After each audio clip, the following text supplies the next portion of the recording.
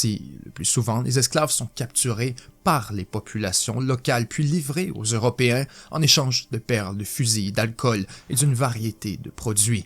Bientôt, le système est érigé en véritable industrie.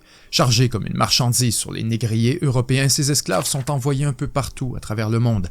Dans le cas de la France, ils sont surtout envoyés aux Caraïbes et dans les Antilles afin de travailler sur les plantations de sucre et de café. Entre 1551 et 1875, environ 1 380 000 Africains ont été embarqués sur des navires français afin de traverser l'Atlantique.